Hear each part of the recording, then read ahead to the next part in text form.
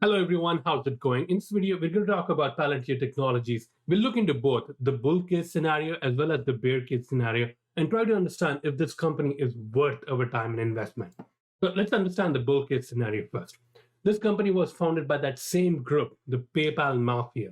And if you don't know what PayPal Mafia is, it's that elite group of entrepreneurs who, once they closed down PayPal, once they sold it to eBay, they went out and created these mega billion-dollar enterprises.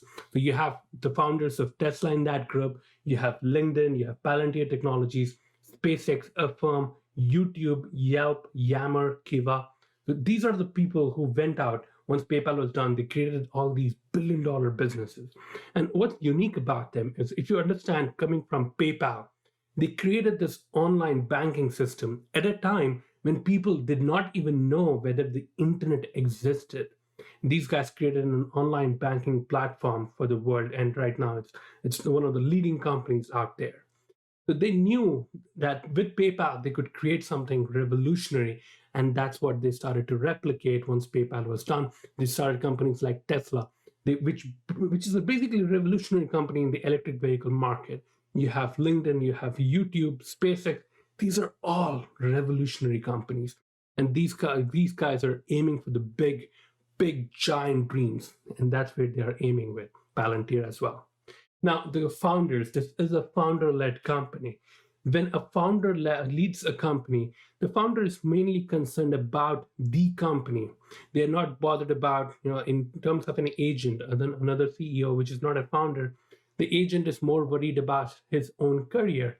But a founder, like the people over here, they are more concerned about the company itself, so that they're not so much bothered about their own reputation. They're bothered about how the company is like their baby, and how they run. This is another gentleman, Stephen Cohen, and people don't bring this it's mostly Peter Thiel out in the limelight, but he's one of the masterminds out there.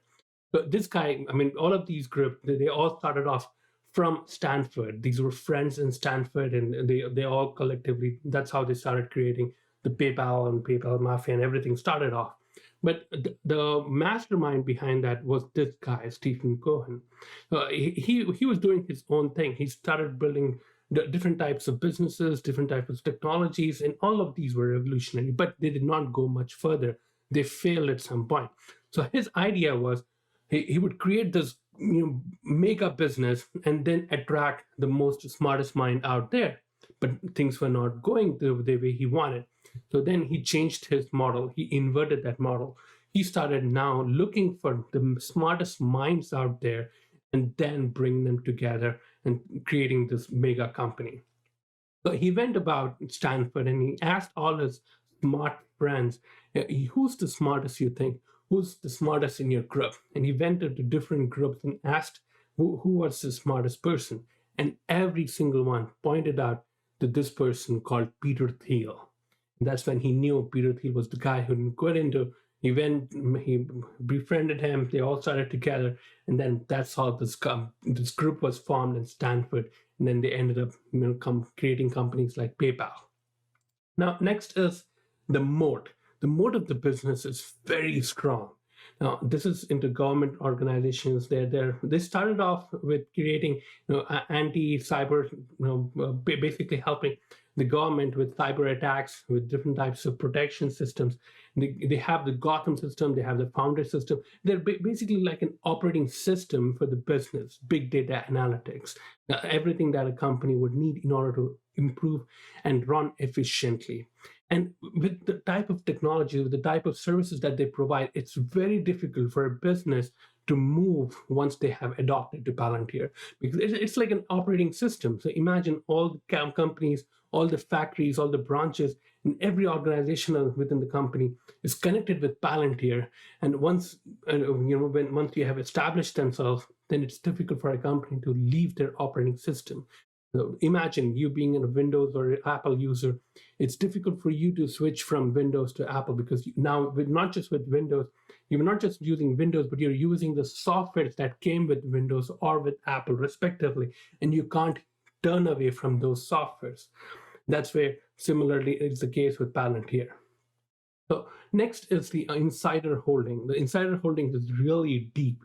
Here, Yahoo Finance shows only about 12.78%, but Peter Thiel and his group, they own Palantir through different other institutions, and they hold a good chunk of Palantir.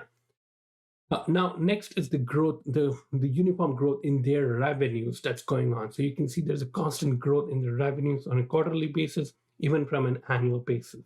It's a company which was found back in 2003, and they're still going through that growing phase, which is a very good sign. Now, let's look into the bear case scenario.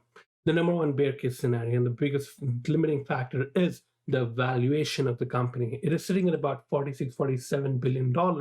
And if you look at the revenues it's not profitable, and I don't think they'll be ever profitable. Peter Thiel is known to criticize Google for being profitable, for not using their cash that's coming through for more R&D, for creating more research. He basically calls Google as a search engine, and that's where you ended yourself. You're not creating, you're not inventing new things as much as you should be able to do. And that's where this guy is coming through. And I don't think he'll ever make this company profitable. They'll be churning out that profit into other businesses and creating other organizations. And basically a lot of investments that will go through. But if you look into the revenue aspect, the revenue is about 375 million about from the quarterly basis. But if you look at the annual is about $1 billion of revenue. So if you forget about the income, forget about the profitability, free cash flow, there's no free cash flow at all. And the market cap is about $47 billion. So even from the revenue aspect, it'll take about 50 years just to get your money back from the revenue aspect if you're not using any capital. But that's the amount of high valuation that they have going on right now. And because of which there's no margin of safety. Margin of safety gives you that little bit of room or cushion to play with if there was a big downturn. Maybe the whole stock market had a huge correction. All the stocks, not just Palantir, everything went down. That's when if Palantir was taken down by itself, there's no room for us to play with because the company is trading at much higher than the intrinsic value of the business. And next is, if you look into the insider selling and buying, this is data, Roma, and looking into the insider activity, you can see the company, the insiders, the owners, the founders, they have been selling the company. Look at this. This is going on for months and months, ever since they IPO'd back in September of 2020. The company, the founders, the owners are selling the company. People sell for many reasons. But if they buy when they know that the company is cheap, and you don't see any buying going on. They just came out with the IPO, and this is basically their medium of making money. So they're using the stock market basically to create their own funds, their own money, their own investments that they need for themselves. And that's the advantage that they're taking from the stock market. And think about it. This company was founded back in 2003, about 17, 18 years old. And they just chose to come out in the public. They just IPO'd in 2020. Why did they wait that long? Because they know that the market is euphoric right now, and they would get the best valuation for themselves, not for their shareholders. That's the whole mentality behind the stock market. Stock market is nothing but a medium for the owners, for the companies to raise capital, and that's what they did. It was a very smart move on their part, but from the shareholders' perspective, I don't know how much of it is going to be helpful for us. So these were just my points. I could be wrong. I could be biased in this. I love the company, but the valuations are too high. Do your own research. Don't go by what I'm saying. Do your own thing. Understand your own perspective. Read and see whether it's something which you want to do or not. But with that, take care. Stay safe. Bye-bye.